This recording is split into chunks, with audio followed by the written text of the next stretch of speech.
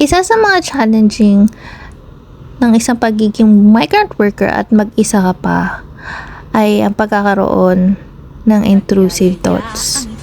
So, syempre kailangan nating labanan yon at tara, lumabas tayo at tikman natin ang pagka-crave ko sa burger steak. So, ito na nga. Meron burger steak, may spaghetti at saka pies at umorder din ako ng chicken joy at sobrang masarap at ang aking dessert ay pie.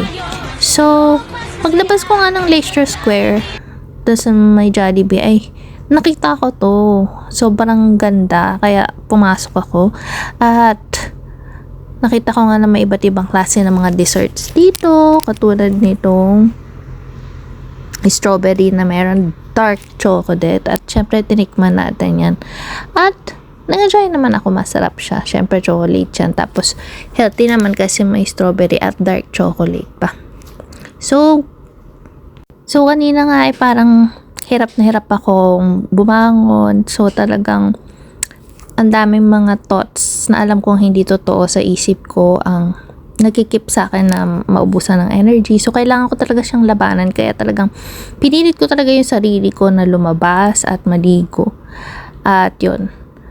At nakita ko nga dito yung ice skating. Kaya syempre, palalagpasin ba naman natin yan. Lahat ng klase ng skating. Gusto ko talagang sinusubukan. Kahit hindi naman magaling ang person. So, ayan.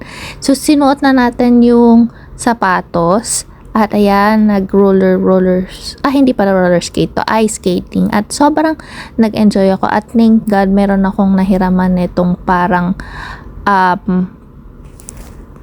polar bear na pwede mong maging guide para maging balance ka. Kaso may bumangga sa akin kaya nagkaroon ako ng mga pasa-pasa dyan.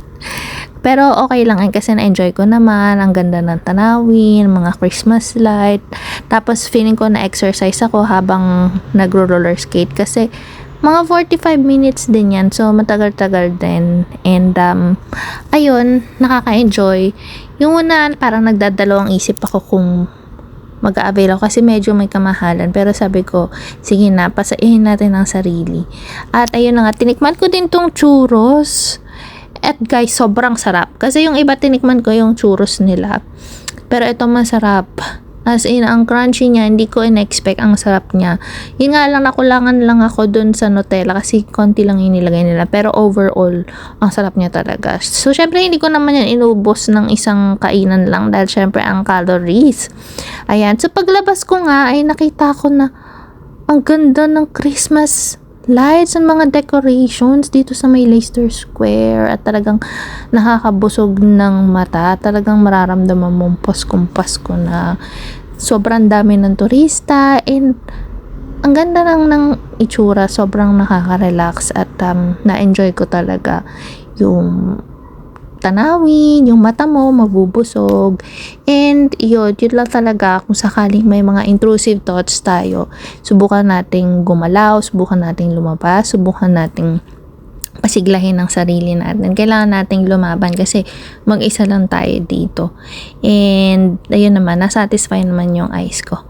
And then pagkatapos niya, medyo nagutom ako kaya naghanap ako ng makakainan. And then matcha tayo, ayan.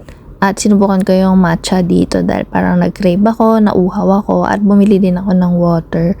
So, sabi ko, sige, magda-diet tayo. Hindi ko pinilagyan ng sugar, pero hindi ba sugar? Ay, milk pala. So, ayun na nga, naglasang damo siya. So, dapat pala talaga papalagyan natin ng milk at saka ng konting sugar kasi, ayun, hindi siya medyo masarap kainin. Parang siyang lasang damo. And then, after nyan, tignan nyo naman, nag-CR ako. At ang cute din ng CR nila. Parang may mga design din. At ito ang pinaka-exciting part. Paborito ko talaga yun nagbabike dito sa London. Kasi wala lang.